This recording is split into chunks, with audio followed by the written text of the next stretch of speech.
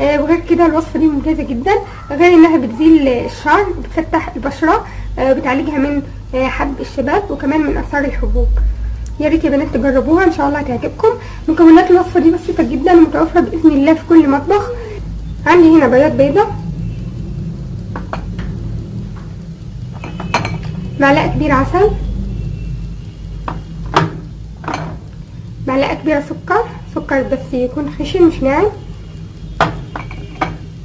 عندي هنا دقيق، مش هقولك الكميه لانك هتحطي الدقيق على حسب بياض البيضه اللي عندك، يعني على حسب حجم بياض البيضه، بحيث ان العجينه تبقى مش طريه قوي مش متماسكه قوي، تبقى عجينه حلوه كده هتفرديها على بشرتك. تعالوا نعمل مع بعض العجينه. اول حاجه بقى هنحط بياض البيضه،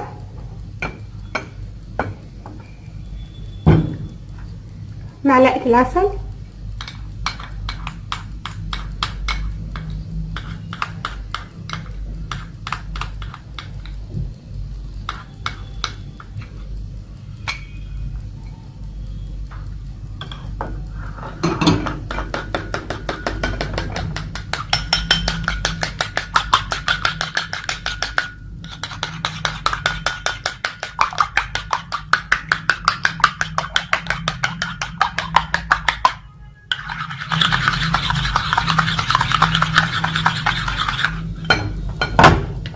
بعد كده هنحط معلقه السكر،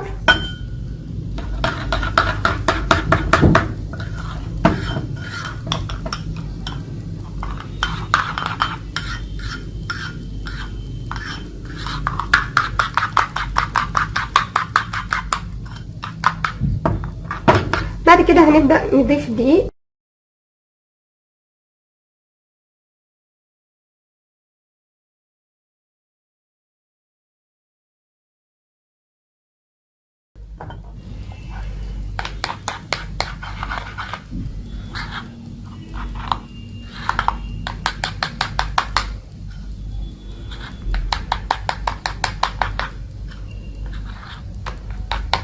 يا ريت يكون الدقيق كمان لونه ابيض ناصع عشان الوصفه تؤدي النتيجه الممتازه.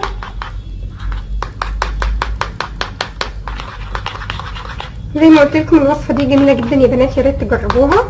غير انها هتفيدكم في ازاله الشعر بدون الم، هتفتح البشره بسبب طبعا البروتين اللي فيها اللي في بياض البيض، كمان هتعالجها من حب الشباب من اي اثار حبوب في البشره.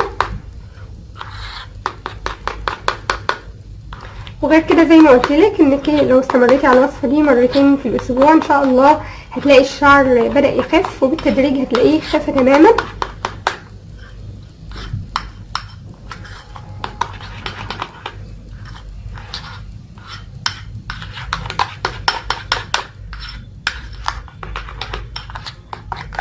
انا عايزه سمك العجينه يبقى بالشكل ده زي ما انتم شايفين، مش عايزاها متماسكه قوي ولا كمان طريه قوي.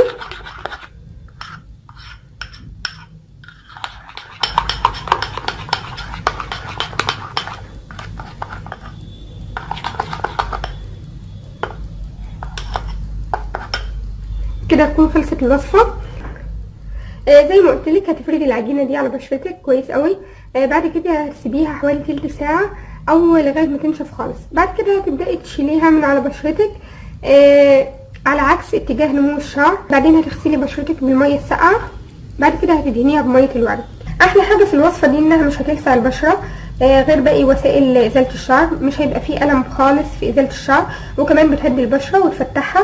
مكوناتها طبيعيه جدا زي ما انتم شايفين، مغذيه جدا للبشره، يعني العسل ده مفيد جدا للبشره بيرطبها ويديها تفتيح، وكمان بياض البيضه بروتين للبشره غذيها وبيفتحها. وغير كده قلت لكم الوصفه دي هتقضي على مشكله حب الشباب. ولو عندك كمان نمو الشعر فوق الشفايف بيبقى لونه اخضر بيعمل مشكله ليكي، ان شاء الله المشكله دي هتتحل. يا ريت يا بنات تجربوا الوصفه دي ان شاء الله هتعجبكم جدا. دي كانت وصفه النهارده، يا ريت تكون عجبتكم. ما تنسوش بقى لو عجبتكم الوصفه تشتركوا في القناه وتعملوا لايك للفيديو عشان يوصل اكبر عدد من البنات تستفاد منه.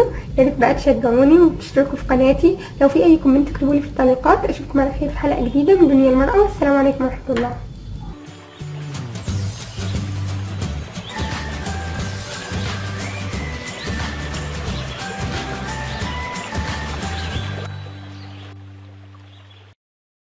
الحقيقه انا جايبه لكم وصفتين لازاله حروق الشمس. الوصفتين دول ان شاء الله من اشهر الوصفات اللي بتجيب نتائج فعاله ومضمونه جدا باذن الله لازاله حروق الشمس. شوفي الوصفه السهله بالنسبه لك واعمليها، بس اهم حاجه تستمري عليها، لان حروق الشمس مش هتمشي من اول مره، مش من اول ما تعملي الماسك تلاقي الحروق اختفت تماما، لا الماسك هيجيب نتيجه معاكي من اول مره، هيجيب نتيجه حلوه، بس اهم حاجه الاستمرار عشان حروق الشمس تختفي تماما باذن الله. الوصفه الاولى هتكون عباره عن دقيق الشوفان او الخرطال، في المغرب بيقولوا عليه الخرطال. دقيق الشوفان ده هتجيبيه من عند العطار او من السوبر ماركت، ممكن كمان تجيبيه وتطحنيه انت في البيت. يبقى دقيق الشوفان وعصير طماطم وليمون.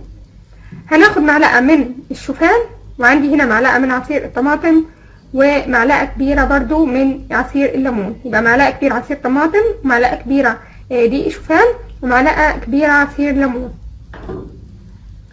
هنا معلقه عصير الطماطم عليها معلقه كبيره من دقيق الشوفان، ومعلقه كبيره من عصير الليمون.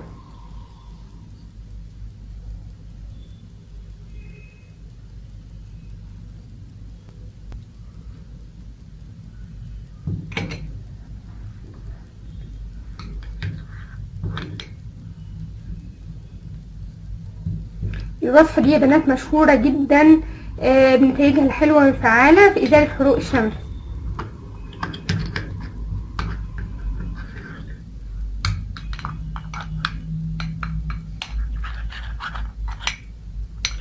وصفة سهلة جدا وبسيطة، معلقة من الشوفان ومعلقة من عصير الطماطم ومعلقة من عصير الليمون، هتخلطين مع بعض كويس قوي.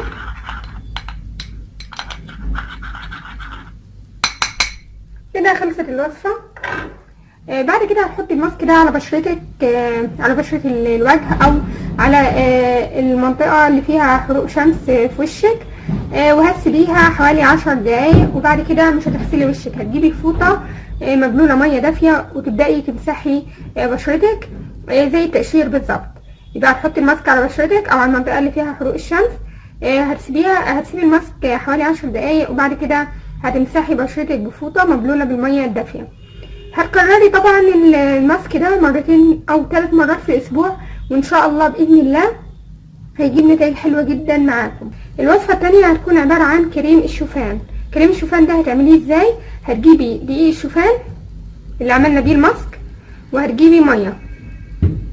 هتعملي كريم من الشوفان، هتجيبي مثلا كميه من دقيق الشوفان،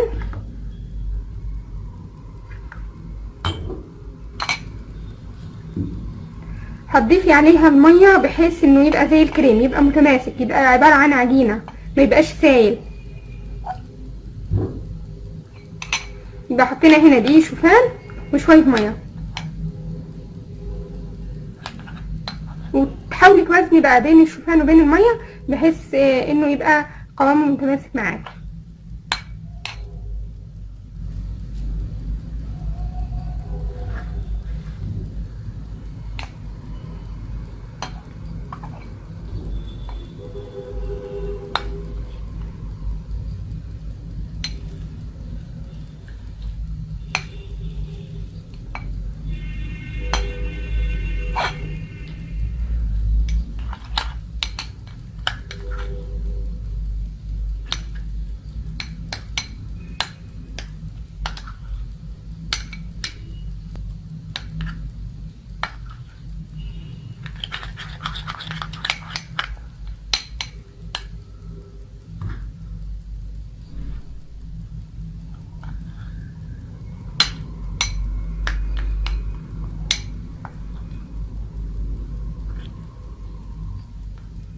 بس كده نكون عملنا كريم شوفان. يبقى كريم شوفان هتعمليه بدقيق الشوفان والميه، وتوازني بينهم بحيث انه يبقى زي الكريم، يبقى متماسك، ما يبقاش سايل جدا معاكي. كريم الشوفان ده هتحطيه على بشرتك وتسيبيه حوالي تلت ساعه، وبعد كده هتفركي بشرتك، هيكون نشف، هتفركيها، مش هتغسليها على طول، لا تفركيها، وبعد كده هتغسليها بالميه الفتره الاول، وبعد كده بالميه الساقعه. بكده هنكون عملنا وصفتين لإزالة حروق الشمس. الوصفة الأولى عبارة عن معلقة من دقيق الشوفان ومعلقة من عصير الطماطم ومعلقة من عصير الليمون، هتخلطيهم مع بعض كويس قوي، وبعد كده هتحطيهم على منطقة الحروق أو على بشرتك حوالي 10 دقايق. وبعد كده هتجيبي فوطة مبلولة بالمية الدافية وتبدأي تمسحي بشرتك. الوصفة التانية هتكون برضو بدقيق الشوفان، هتعملي بيه كريم. هتجيبي دقيق الشوفان وتزوديه شوية مية بحيث انه يبقى معاكي زي الكريم قوام متماسك. هتحطيه على بشرتك حوالي تلت ساعة لغاية ما ينشف تماما. وبعد كده هتفركي بشرتك وتغسليها بالمية الدافية او الفترة الاول وبعد كده بالمية الساقعة. ان شاء الله باذن الله الوصفتين دول نتائجهم حلوة جدا وفعالة في ازالة حروق الشمس، من اشهر الوصفات اللي بتزيل حروق الشمس، لان الشوفان من الحاجات المفيدة جدا للبشرة. لو تعرفي يا بنات فوائد الشوفان مش هتعملوا الا ماسك الشوفان كل يوم، لان الشوفان بيفتح البشرة، بيصفيها، بيزيل اثار الحروق وكمان اثار الحبوب والرؤوس السوداء، وكمان بيعالج الهالات السوداء، بينظف المسام بعمق وبيزيل الشوائب. وكمان لو في اصفرار في بشرتك ناتج عن الارهاق او التعب، ماسك الشوفان هيزيل الاصفرار تماما، هيخلي بشرتك مشرقة وهيخلي بشرتك جميلة كده ونضرة. يا ريت يا بنات تجربوا وصفة من الوصفتين دول وان شاء الله الوصفة هتجيب نتائج حلوة جدا معاكم. وكمان عايزة اقولك ان الوصفتين دول مناسبين لجميع انواع البشرة، سواء بشرتك جافة او دهنية ممكن تستعملي اي وصفة من الوصفتين دول. كمان في نصيحة عايزة اقولك عليها، انك بجانب الوصفة يا ريت تعملي كمادات شاي اخضر مركز. هتجيبي باكيت الشاي الاخضر، بعد ما تعملي الشاي هتسقيها في التلاجة او في الفريزر وتبدأي تعملي بيها كمادات على بشرتك. الكمادات دي هتبقى مفيدة جدا جدا، هتزيل الانتفاخ وتزيل التهيج الناتج من حروق الشمس، وكمان هتفتح البشرة وتوحد لونها. كمان يستحسن ان انت تحطي قطع خضار على بشرتك اللي فيها حروق شمس، زي الخيار او البطاطس، او كمان ممكن تعملي عصير الخس الساقع وتحطيه على بشرتك. بكده يكون خلص الفيديو، اتمنى انكم تكونوا استفدتوا منه. ما تنسوش بقى الاشتراك في القناه وتعملوا لايك للفيديو، ولو عجبكم الفيديو ما تنسوش كمان تزوروا قناه مروه رمضان، تسلموا لي عليها وتعملوا لها لايك وشير وسبسكرايب. اشوفكم على خير في حلقه جديده من دنيا المراه. السلام عليكم ورحمه الله.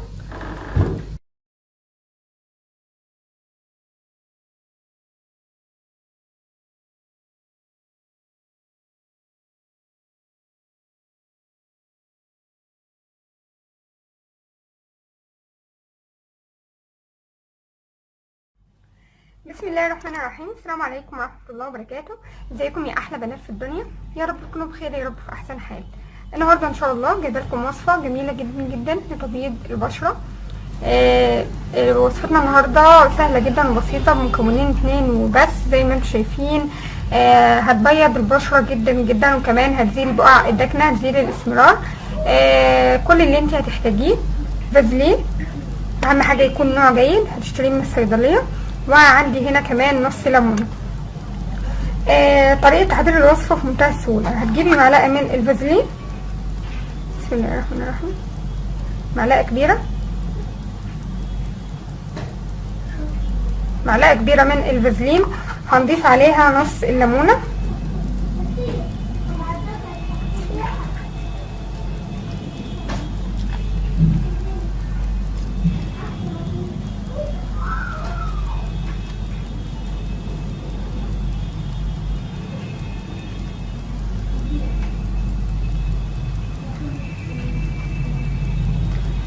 هنمزجهم مع بعض كويس جدا. طبعا كلنا عارفين يا بنات ان الفازلين بيرطب البشره، والليمون او عصير الليمون غني بمضادات الاكسده الطبيعيه اللي بتفتح البشره جدا جدا، وكمان تعتبر يعني مضاده للبكتيريا، فبيعالج حب الشباب لو انت بتعاني من الحبوب في بشرتك.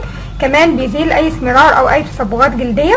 من الحاجات الجميله جدا، يعني الليمون مفتح رهيب جدا للبشره يا بنات، جميل جدا. يعني مهما كان اسمرار، سواء الاسمرار ده كان في بشره الوجه، الركبتين، الكوعين، المناطق الحساسه، مفيش حل نهائي غير الليمون، حل جذري لمشكله الاسمرار. هنمزج المكونين مع بعض كويس جدا.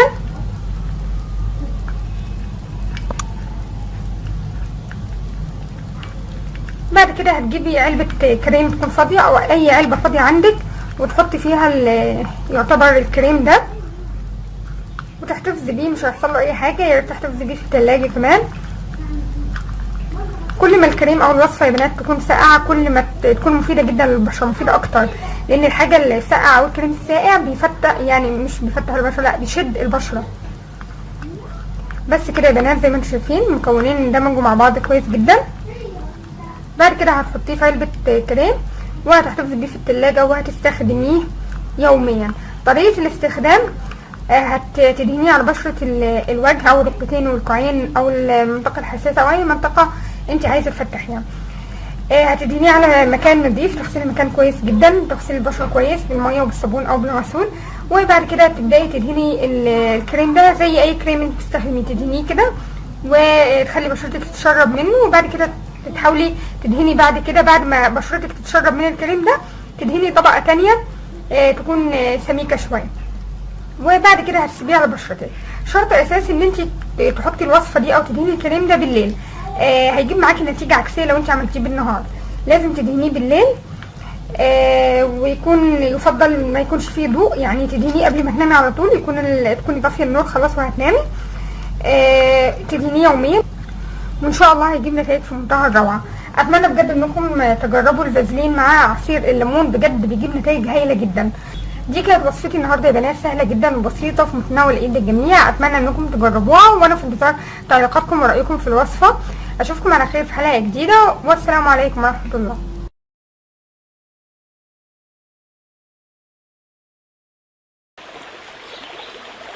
بسم الله الرحمن الرحيم. السلام عليكم واهلا بيكم في حلقه جديده من دنيا المراه. ازيكم يا احلى بنات في الدنيا؟ يا رب تكونوا بخير في احسن حال. النهارده ان شاء الله جبت لكم وصفه في منتهى الروعه لاطاله الشعر بشكل ملحوظ جدا جدا، وكمان تكثيف الشعر ومنع التساقط. من الاخر كده وصفتنا بتعالج مشاكل كتير قوي في الشعر. من مميزاتها انها سهله جدا جدا فوق ما تتخيلوا. وصفتنا يا بنات مش عايزه اطول عليكم، هي عباره عن اضافه حبوب منع الحمل للشامبو الخاص بيكي. كل اللي انت هتحتاجيه حبوب منع الحمل هتضيفيها للشامبو الخاص بيكي. طيب انا عندي هنا حبوب منع الحمل جينيرا، انا بفضل النوع ده لانه بصراحه نوع جيد جدا. ممكن تستخدمي جينيرا وممكن تستخدمي اي حبوب منع حمل متوفره عندك او في حدود امكانياتك ممكن تشتريها. يبقى هتجيبي حبوب منع الحمل هتضيفيها للشامبو الخاص بيكي، اي نوع شامبو طبعا انت بتفضليه وبتستخدميه. طيب طريقه تحضير الوصفه. طريقه التحضير يا بنات ان كل 200 مللي من الشامبو 5 حبوب من منع الحمل. هتشوفي ازازه الشامبو الخاصه بيكي، لو كانت 200 مللي يبقى هتحتاجي 5 حبوب من منع الحمل. لو كانت 400 مللي هتحتاجي 10 حبوب من منع الحمل. ممكن تضاعفي الكميه طبعا زي ما انت عايزه او على حسب كميه الشامبو الموجوده عندك. طيب طريقه التحضير هتضيفيهم ازاي؟ هتجيبي حبوب منع الحمل هتطحنيها كويس جدا جدا، هتبقى زي البودره كده. بعد كده هتضيفيها للشامبو الخاص بيكي جوه الازازه وترجيها كويس جدا جدا كل يوم لمده اسبوع. يبقى انت مش هتستخدميها الا بعد مرور اسبوع. انا مش هضيفها دلوقتي قدامكم لاني فعلا ضفت بودره منع الحمل او حبوب منع الحمل للشامبو، علشان كده مش هجيبها مطحونه قدامكم وهحطها في الشامبو. لا، لاني فعلا انا جربت الوصفه دي ومش جربتها وخلاص، لا مستمره عليها وبصراحه جابت نتائج حلوه جدا. وعايزه اقول لكم ان مفيش منها اي ضرر باذن الله، وانا استشرت دكتوره بخصوص الموضوع ده وقالت لي ان مفيش منه اي ضرر باذن الله، غير ان ليه فوائد كتير قوي قوي هقول لكم عليها دلوقتي. يبقى انت هتحتاجي لكل 200 مللي من الشامبو 5 حبوب من منع الحمل، والطريقه لازم تعملوها زي ما قلت لكم عليها. هتضيفي البودره للشامبو وهترجي الازازه كويس جدا، كل يوم ترجي الازازه لمده اسبوع. يبقى ما تستخدميش الشامبو اللي انت ضفتي له حبوب منع الحمل الا بعد مرور اسبوع. طريقه استخدامه سهله جدا زي اي شامبو انت بتستخدميه. هتدلكي شعرك يعني هتبللي شعرك بالميه، تبداي تحطي الشامبو على فروه الراس وعلى الشعر، تعملي تدليك لفروه الراس كويس جدا وتسيبيه لمده دقيقتين تكوني خلصتي الشاور بتاعك. بعد كده هتغسلي شعرك عادي جدا بالميه كويس قوي، مفيش اي مشكله. هتستخدمي الشامبو طبعا مرتين او 3 مرات في الاسبوع. ودلوقتي يا بنات عايزه اقول لكم فوائد اضافه حبوب منع الحمل للشامبو. احنا ليه بنضيف حبوب منع الحمل للشامبو؟ بنقول انها بتساعد على اطاله الشعر ومفيده جدا للشعر. حبوب منع الحمل يا بنات تحتوي على مادتين مهمين جدا جدا لجسم المرأة بالذات. المادتين دول هما الاستروجين والبروجسترون. المادتين دول يا بنات مهمين جدا جدا للمرأة، مهمين للشعر، للبشرة، للأظافر، بيساعدوا على إطالة الشعر طبعا. أو حبوب منع الحمل بتساعد على إطالة الشعر لأنها بتحتوي على المادتين دول. بتساعد كمان على منع تساقط الشعر، بتكثف الشعر جدا. ان شاء الله لما تجربوا الوصفه دي يا ريت ما تستغنوش عنها وتستمروا عليها، لانها بجد هتغير شعركم للاحسن. لو انت حتى ما عندكيش اي مشاكل في الشعر، ان شاء الله هتلاحظي ان شعرك اتغير للاحسن، نموه هيزيد، كثافته هتزيد. لو انت بقى عندك مشكله في شعرك، تساقط الشعر، ان شاء الله مش هيبقى فيه اي مشكله. لو عندك فراغات، ان شاء الله الوصفه دي هتساعد على انبات الفراغات. وزي ما قلت لكم سهله جدا جدا، بالذات للبنات اللي بتكسل انها تحط خلطات على شعرها. ان شاء الله تجربوا الوصفه دي وهتعجبكم جدا، واتمنى ان انتوا تجربوها وتقولوا لي كمان رايكم فيها. عايزه اقول لكم ان كمان الوصفه دي يا بنات مفيش منها اي ضرر، ما تقلقوش منها وما تقولوش لا ازاي اضيف حبوب منع الحمل للشامبو اكيد مضره، لا باذن الله مفيش منها اي ضرر. بكده يا بنات تكون خلصت وصفتنا النهارده، سهله جدا وبسيطه ومتناول ايد الجميع ومفيش منها اي اثار جانبيه باذن الله. اتمنى انكم تجربوها. في نهايه الفيديو يا ريت بقى لو كنتي اول مره تشرفيني في قناتي تشتركي فيها وتضغطي حالا على زر الاشتراك او السبسكرايب الموجود اسفل الفيديو. وما تنسيش كمان تفعلي الجرس علشان يوصلك اشعار بكل فيديو جديد. ويا ريت بقى لو سمحتي تعملي لايك وشير للفيديو مع اصحابك وحبايبك. اشوفكم على خير في حلقه جديده من دنيا المرأة، والسلام عليكم ورحمه الله.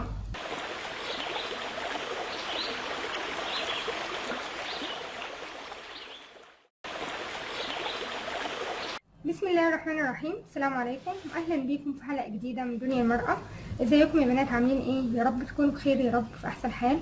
النهارده ان شاء الله جايبه لكم وصفه فعاله جدا جدا لتخسيس الجسم كله وانقاص الوزن. وصفه سهله وبسيطه، لكن نتائجها بصراحه اقل ما يقال عنها انها فوق الوصف. وصفه رائعه جدا. كل اللي هنحتاجه فيها مكون واحد وبس، هو اللبان الدكر او اللبان المر بالشكل ده يا بنات. ده شكله موجود ومتوفر ان شاء الله، هتلاقيه عند العطار، وسعره كمان مش غالي. اهم ما يميز وصفتنا النهارده يا بنات انها مش بس بتخسس الجسم كله، كمان بتشد الجسم. لو في اي ترهل في جسمك ان شاء الله وصفتنا النهارده او المشروب اللي هنعمله النهارده بيشد الجسم كله.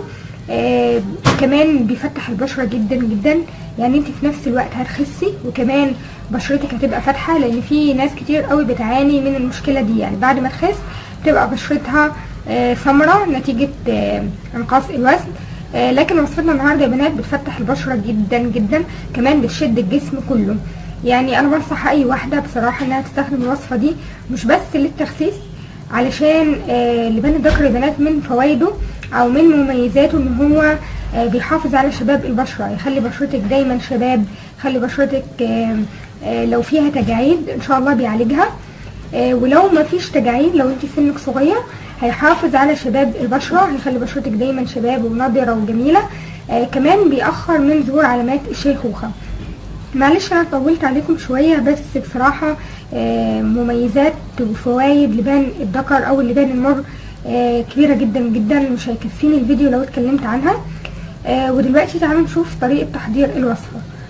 كل اللي انت هتعمليه هتجيبي معلقتين كبار من اللبان الدكر او اللبان المر، هتحطيهم في الكوباية وهتضيف عليهم كوباية من المية المغلية، هتسيبيهم لمدة 12 ساعة.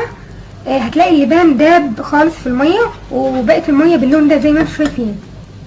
بعد ما حطيت اللبان المر وضفت عليه المية المغلية وسبتهم لمدة 12 ساعة، بقوا بالشكل ده زي ما انتم شايفين، لونه ابيض زي اللبن بالظبط. طريقة استخدام الوصفة يا بنات، هتجيبي معلقة من المركز بتاع اللبان الدكر، هتجيبي معلقة على كوباية، معلقة كبيرة على كوباية من المية زي ما انتم شايفين.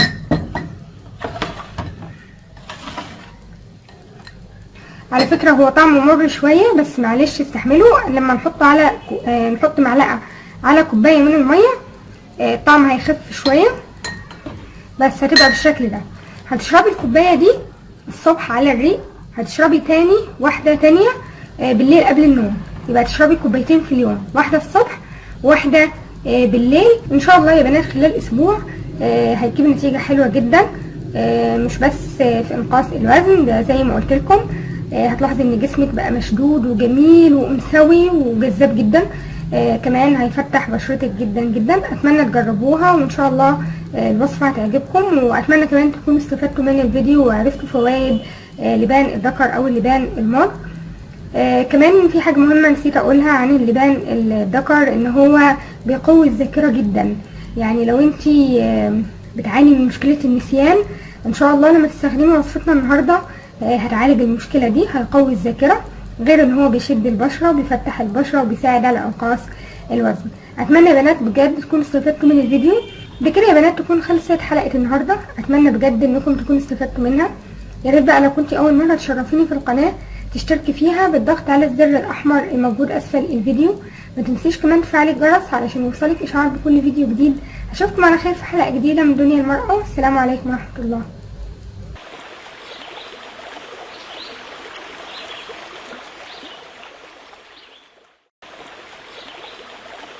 بسم الله الرحمن الرحيم. السلام عليكم واهلا بيكم في حلقه جديده من دنيا المراه. ازيكم يا احلى بنات في الدنيا؟ يا رب تكونوا بخير وفي احسن حال. النهارده ان شاء الله جايبه لكم وصفه ممتازه جدا جدا للتخسيس ولسد الشهيه وكمان حرق الدهون بسرعه. وصفتنا سهله وبسيطه، واحلى ما فيها انها يعني مش مشروب هتشربيه ويكون طعمه مش حلو، لا، عباره عن خلطه كده هنعملها مع بعض. هتاخدي منها معلقه الصبح على الريق ومعلقه قبل النوم. ان شاء الله الوصفة دي هتحرق الدهون بسرعة، كمان هتساعد على التخسيس وسد الشهية. ان شاء الله هتعجبكم جدا. بس قبل ما ابدأ في الوصفة يا بنات، معايا قناة جميلة جدا بجد هتستفادوا منها جدا. اتمنى انكم تزوروها وتدعموها وتعملوا لها لايك وشير وسبسكرايب. هي قناة سما في المطبخ. قناة سما في المطبخ من القنوات الرائعة جدا، القنوات الشاملة اللي بتقدم لنا اكلات، بتقدم لنا حلويات، بتقدم لنا كمان وصفات للبشره وللشعر. قناه فعلا متكامله وجميله جدا، وانا على نفسي بستفاد منها. هسيب لكم لينك للقناه في صندوق الوصف اسفل الفيديو. اتمنى انكم تزوروها وتقولوا لها ان انتوا جايين من قناه دنيا المراه وتسلموا لي عليها جدا، لاني فعلا بحترم القناه دي وبحترم صاحبه القناه، من البنات المحترمه الجميله اللي بتقدم لنا فعلا حاجات مفيده. اتمنى يا بنات ان انتوا تزوروا قناه سما في المطبخ وتسلموا لي عليها جدا. ودلوقتي تعالوا نشوف وصفتنا مع بعض. كل اللي انت هتحتاجيه معلقه من العسل الابيض، هنحتاج كمان معلقه من القرفه ومعلقه من زيت الزيتون، وهنحتاج نص ليمونه، يعني حوالي برضو معلقه، يبقى معلقه عسل، معلقه قرفه، معلقه زيت زيتون، ونص ليمونه. كل المكونات دي يا بنات هنخلطها مع بعض. المكونات دي هتكفي يوم واحد، يعني هتعمل لك معلقتين، معلقه الصبح ومعلقه بالليل. ممكن تضاعف الكميه زي ما انت عايزه وتحتفظ بيها في التلاجة، مفيش اي مشكله. بعد كده هنعصر نص الليمونه.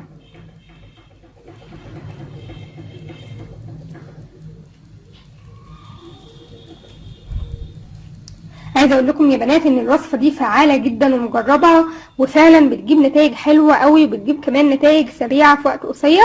بس اهم حاجه تعملوها بنفس الطريقه وتستخدموها بانتظام. تاخدوا معلقه الصبح على الريق ومعلقه بالليل قبل النوم، مفيش اسهل من كده. وكمان عايزه اقول لكم ان طعمها يعني مش وحش، لان فيها عسل ابيض طبعا وطعمه جميل جدا. ان شاء الله الوصفه دي هتعجبكم جدا. بس كده خلصت الوصفه. كل اللي انت هتعمليه ان انت من اول ما تصحي من النوم الصبح هتاخدي معلقه كبيره على الريق. بالليل ان شاء الله قبل ما تنامي تاخدي معلقه تانية. يا ريت بقى ارجوكي يعني ما تتعشيش متاخر. يا ريت بقى برضو ما تناميش بعد العشاء مباشره. يفضل ان انت تقعدي ساعه حتى على الاقل بعد العشاء وبعد كده تنامي. برضو يا ريت نقلل من السكريات، نقلل من الدهون والنشويات. يفضل برضو المشي، لان المشي بيساعد على حرق الدهون، كمان بيشد البشره. برضو يا ريت يا حبيبتي تشربي ميه كتير في اي وقت على الريق. قبل الاكل كمان يفضل ان انت تشربي ميه كتير قبل الاكل، لان ده بيساعد على التخسيس، وكمان الميه مفيده جدا لنضاره وتفتيح البشره. اتمنى انكم تعملوا بالنصايح دي وتجربوا وصفتنا النهارده. عايزه اقول لكم انها فعلا بتجيب نتائج حلوه جدا. في نهايه الفيديو اتمنى تكونوا استفدتوا منه ويكون عجبكم، واتمنى كمان انكم تجربوه، وانا واثقه ان شاء الله ان الوصفه دي هتجيب نتائج حلوه جدا معاكم. ما تنسوش بقى تزوروا قناه سما في المطبخ وتدعموها وتسلموا لي قوي عليها. ولو كنتي اول مره تشوفي قناتي تشتركي فيها وتضغطي حالا على زر الاشتراك او السبسكرايب الموجود اسفل الفيديو، وما تنسيش تفعلي الجرس علشان يوصلك اشعار بكل فيديو جديد. يا ريت بقى لو سمحتي تعملي لايك وشير للفيديو مع اصحابك وحبايبك. اشوفكم على خير في حلقه جديده من دنيا المراه، والسلام عليكم ورحمه الله.